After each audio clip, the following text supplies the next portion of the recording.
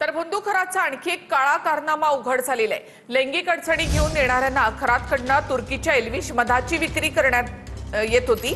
1 kilo मधाची bottle पाहिली तर ती 9 लाखांना विकत असल्याचा धक्कादायक प्रकार समोर आलाय। खरातने विद्यार्थिनींसोबत देखील गैरवर्तन केल्याचं समोर आलंय।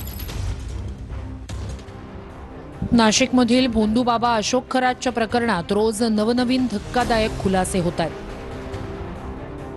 चिंचोके, बनावट खडे यानंतर आता तुर्की मध विक्रीच्या नावाखालीही मोठ्या प्रमाणात फसवणूक केल्याचा भोंदूबाबाचा नवा कारनामा समोर आलाय।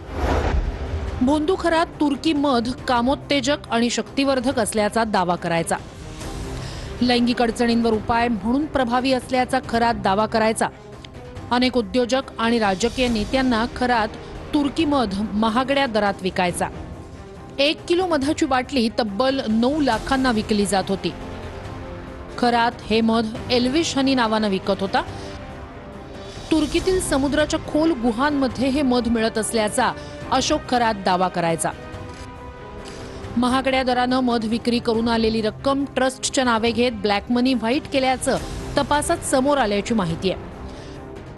चिंचोके, खडे, तांत्रिक विधी आणि महागडे मध अशा विविध माध्यमांमधून भोंदूबाबा खरातनं मोठं आर्थिक जाळं उभं केल्याचं दिसून येत आहे। भोंदू खरात विरोधात एकूण 6 गुन्हे दाखल झाले असून नव्यानं 3 तक्रारी दाखल झाल्यात। भोंदू खरात विरोधात दाखल तक्रारीत एका विद्यार्थिनीचाही समावेश आहे। खरातनं विद्यार्थिनीशी गैरवर्तन केल्याचं उघडकीस आलंय। धार्मिक विधी, लग्न जमवून देणं, पूजा विधी, भविष्य सांगणं अशा वेगवेगळ्या बहाण्यानं अशोक खरातनं महिलांवर अत्याचार केलेत।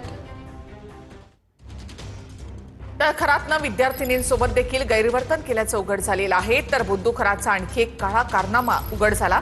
त्यामध्ये तुर्की मध असं सांगत त्याने 1 किलो मधाला 9 लाखांना फसवणूक केली आहे।